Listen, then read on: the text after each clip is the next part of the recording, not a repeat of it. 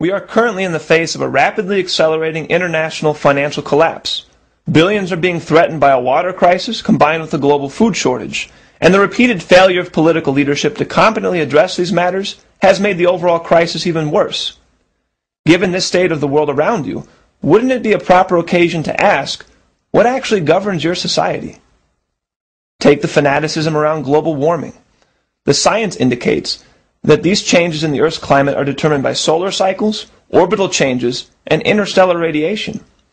Yet even potentially decent leaders are still going along with the green policies that will vastly accelerate the economic breakdown.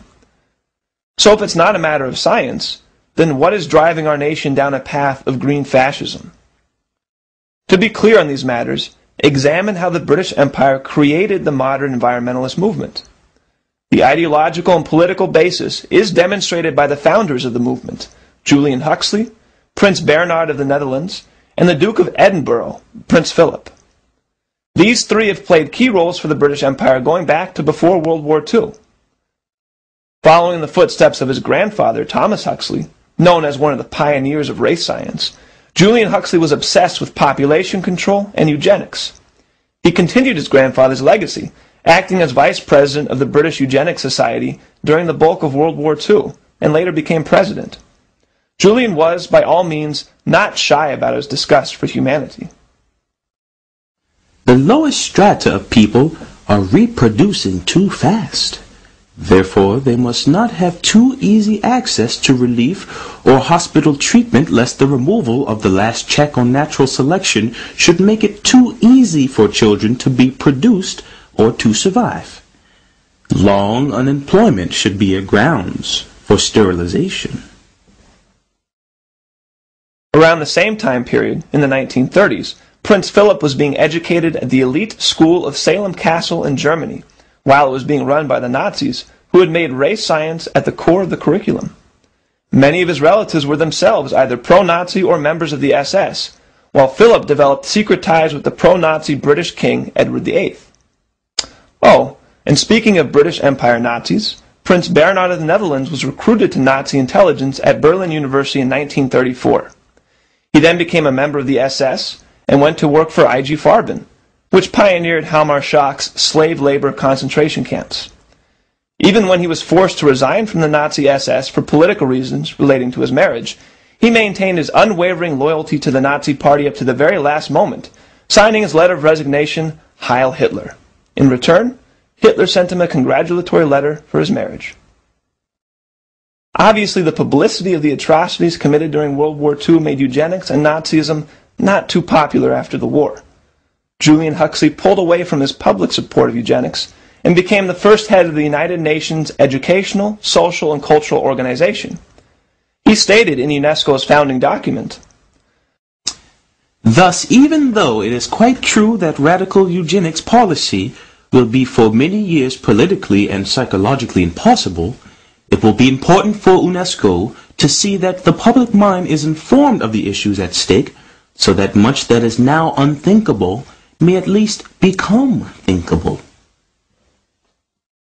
Soon after, Huxley co-founded the International Union for the Conservation of Nature to continue the British Empire's population control and eugenics policy under a new name, conservation, or as it was later called, environmentalism.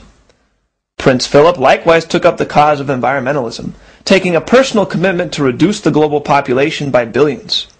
As he later expressed in multiple interviews, he wishes to be reincarnated as a deadly virus to aid in reducing the world population. By 1960, a 74-year-old Julian Huxley decided to take an extensive 3-month tour of Africa. Why? To preach that the newly independent African nations could not be trusted to conserve wildlife. The following year, Huxley would join up with Prince Philip and Prince Bernhard to found the World Wildlife Fund as a new front for the British Empire to continue their imperial, genocidal policies. This is the ideological basis for the creation of the so-called environmentalist movement.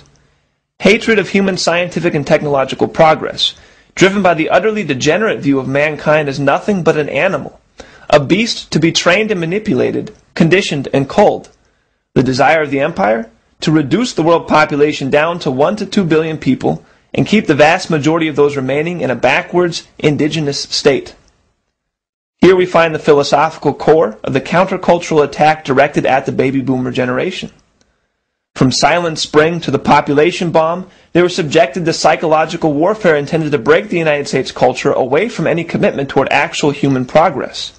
The baby boomers were conditioned to believe that man was a scourge on the planet, and any desire to improve mankind's living conditions, especially through application of nuclear power, must be stopped.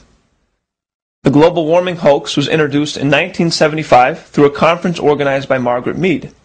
Bringing together the followers of this anti-human doctrine in the United States, the entire conference was run under the presumptions that mankind's development was inherently going to devastate the planet. That was the only thing that mattered to the organizers of the conference.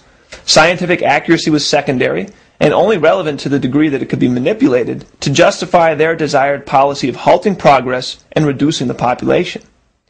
The conference featured followers of Paul Ehrlich, whose fraudulent work, The Population Bomb, was a reintroduction of the work of Thomas Malthus. Ehrlich himself believed that we should cut the U.S. population in half. Typical of Ehrlich's followers at this 1975 conference was Stephen Schneider, notorious for saying, "To capture the public imagination, we have to offer up some scary scenarios, make simplified dramatic statements, and little mention of any doubts one might have. Each of us has to decide the right balance between being effective and being honest." Schneider later became a major participant in the Intergovernmental Panel on Climate Change, the supposed scientific authority regarding global warming.